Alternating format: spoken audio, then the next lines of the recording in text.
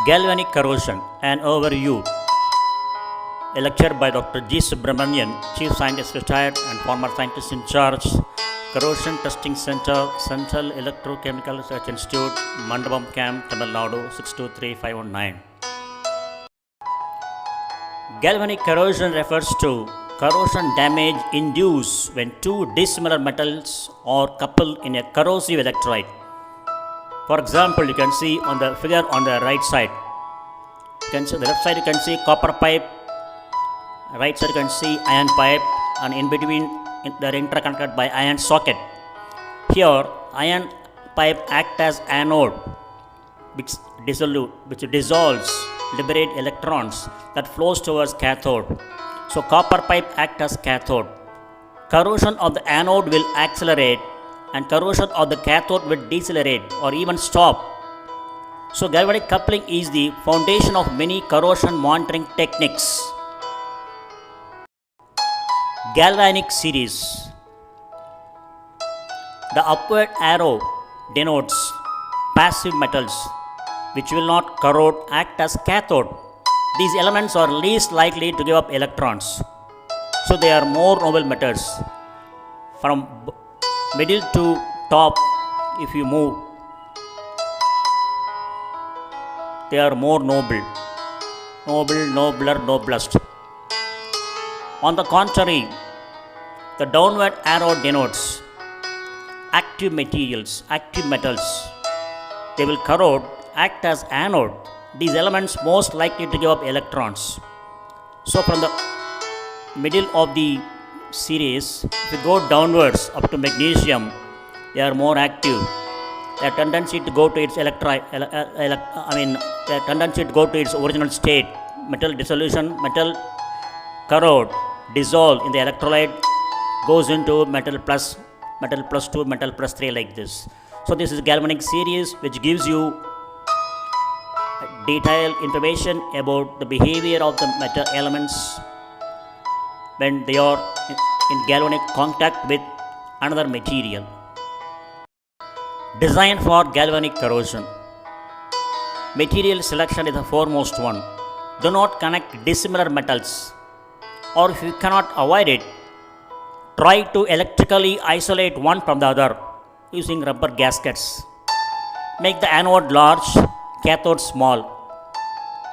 The worst situation is steel siding with aluminum fasteners, and the best situation is aluminum siding with steel fasteners. And another factor is eliminate electrolyte if possible.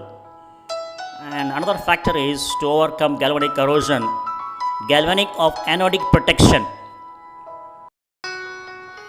Figure on the top, galvanic attack of aluminum guardrail bolted to a steel post. You can see here the steel bolt and post material.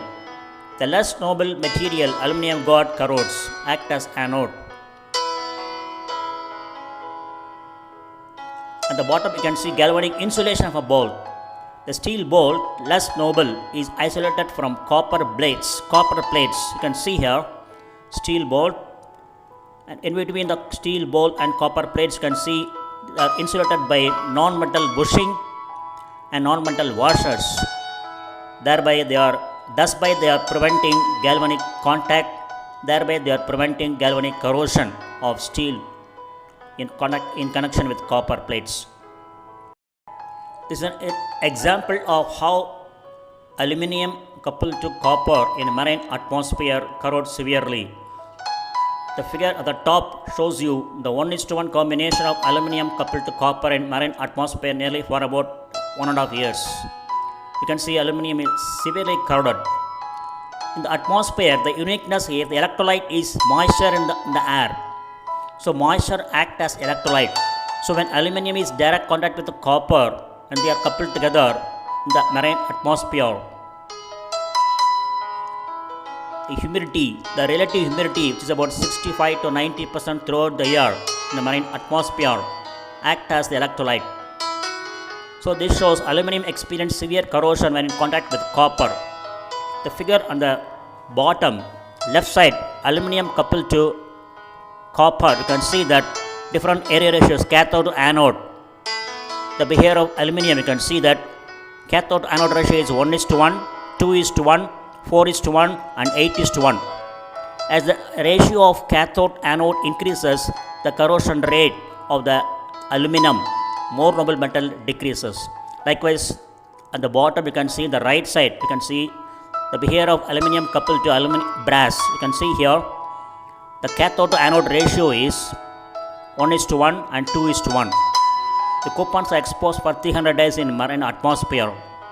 Here also you can see as the cathode to anode ratio increases, the corrosion of aluminum, more noble metal, decreases. Ways to avoid galvanic corrosion. What are the methods which are available to avoid, minimize galvanic corrosion? We are going to see one by one. Measures aimed at preventing galvanic corrosion are generally based on eliminating the fundamental elements that cause its formation. This mostly includes obstructing the electrical path in the metallic or electrolyte parts of the system, removing oxygen from the electrolyte, and introduction of corrosion inhibitors. The first and foremost method to overcome galvanic corrosion is insulation. One of the most effective ways of breaking the electrical path in the electrochemical cell is to place a non-conductive material between the contact points of the coupling metals. Galvanic corrosion occurs because electrons are allowed to flow from anode to cathode, producing a galvanic current in the system. Insulation material blocks the flow of electrons, thus preventing oxidation and reduction reactions from occurring. In practice, insulation is typically achieved by using polymer or elastomer-based bushings, washers, gaskets, and coatings. For example, in the oil and gas industry, non-conductive glass reinforced epoxy (GRE) gaskets are typically placed between the flanges of connecting pipes to disrupt the electrical conductivity between adjacent pipelines. The figure on the top gives you overview of insulating material's role in preventing galvanic corrosion. You can see insulating gasket in the middle. Insulating gasket placed between the flanges of connecting pipes to act as an electrical insulator. The second way to overcome galvanic corrosion is electrolyte isolation. One of the main elements necessary for galvanic corrosion to occur in an electrolyte, which contains ions that facilitate the oxidation reduction reactions in the galvanic cell. Therefore, measures that involve isolating the contacting metals and the electrolyte can prove to be effective in preventing galvanic corrosion. This is achieved by using water repellent compounds that act as barriers between the metal substrate and electrolyte solution. Paints, coatings, oils, and greases have all been used in numerous industries to great effect. The next method is selection of appropriate contacting metals. Galvanic corrosion can also be avoided by minimizing the potential difference between the metals.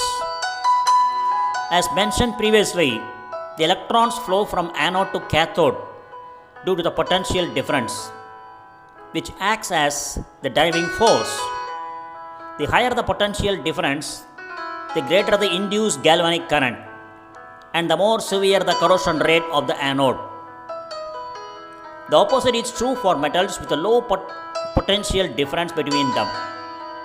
The objective is to select contacting metals with similar electrode potentials, that is, metals that are close to each other in the galvanic series, to reduce the possibility of galvanic corrosion. The next way of minimizing galvanic corrosion is using corrosion inhibitors. Corrosion inhibitors are compounds, usually liquid, that are added to the electrolyte to suppress the chemical reactions that cause galvanic corrosion. Inhibitors work in a number of ways, most involving complex chemical processes. However, the inhibitors that are most effective against galvanic corrosion are those that remove dissolved oxygen from the electrolyte solution. Removing oxygen reduces the possibility of reduction taking place at the anode. Since the cathodic reactions are dependent on anodic reactions, the galvanic process is halted. The next and foremost important step is to minimize galvanic corrosion is minimizing the area ratio of cathode to anode. Several studies have been determined that the rate and severity of galvanic corrosion are affected by the ratio of the cathode area to anode area. The larger the area of the cathode in relation to anode, that is, the higher the cathode to anode ratio, greater the rate of reduction at the anode, thus more severe resulting galvanic corrosion. By contrast, smaller the cathode to anode area, less detrimental the ensuing deterioration due to galvanic corrosion. Keep small anodes from contacting large cathodes.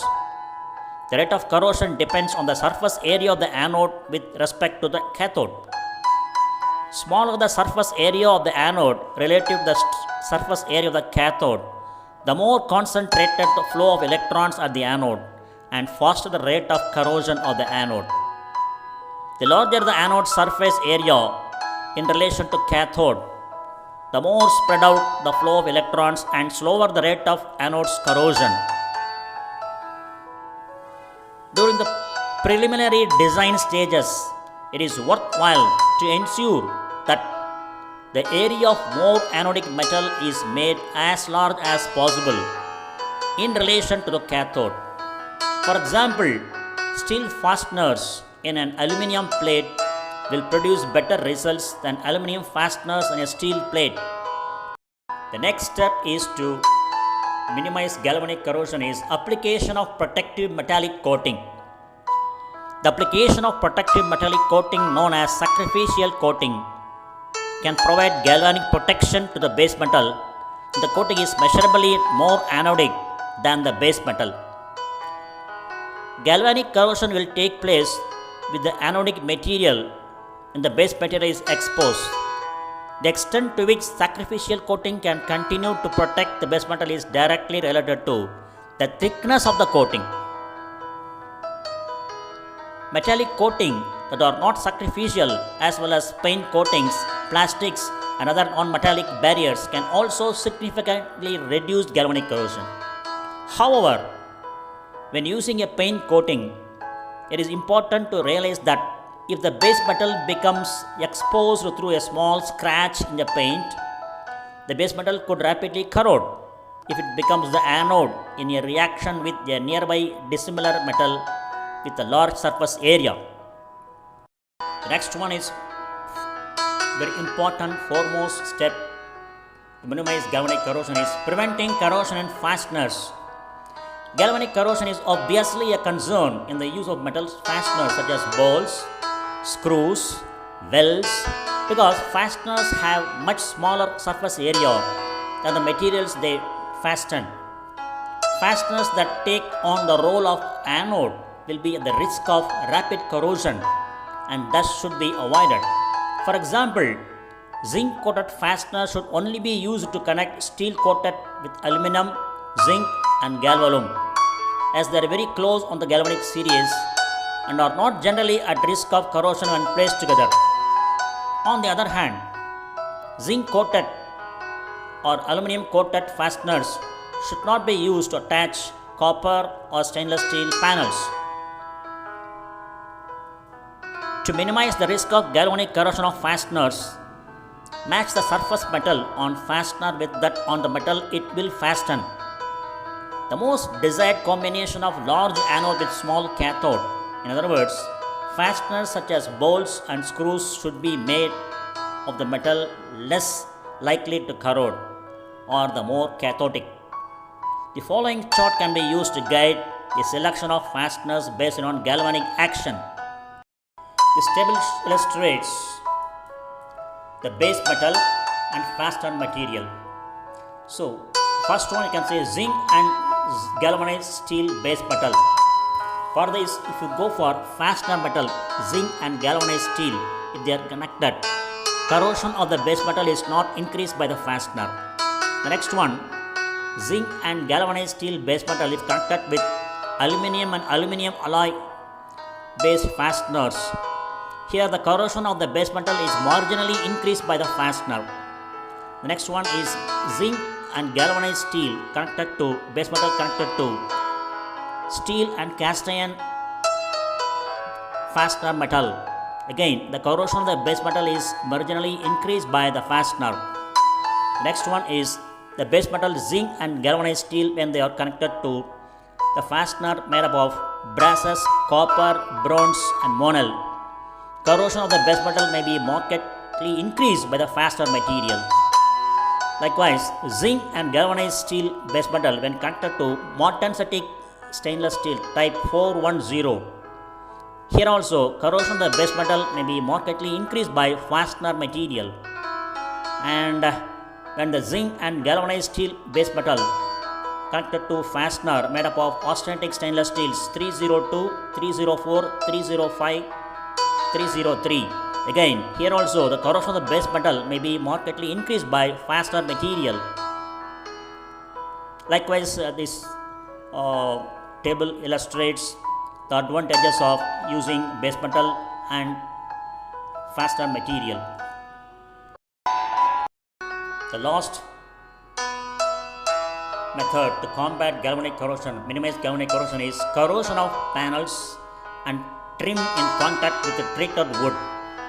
Do not allow aluminum coated and galvalume coated panels and trim to come into direct contact with wood preservatives containing copper, mercury and fluorides. Avoid direct contact between bare metal panels and treated lumber, where condensation will frequently form on the metal surface in contact with the lumber, and where the wood treatment is more noble than the metal surface. Use an appropriate barrier to separate metal panels and treated lumber. Conclusion: preventing galvanic corrosion usually involves applying countermeasures very early in the design phase of a project. Understanding the mechanisms involved in this electrochemical reaction is key to selecting the appropriate and most effective preventative measures for a given situation. It is also important to note that several protection methods can be implemented simultaneously for enhanced protection and higher levels of efficiency. The research publication of Dr.G.Subramanian in this field, galvanic corrosion of metals and alloys. You can refer the website https://www.researchgate.net/publication/356592500. Nearly about 10 to 12 publications are available from my research work.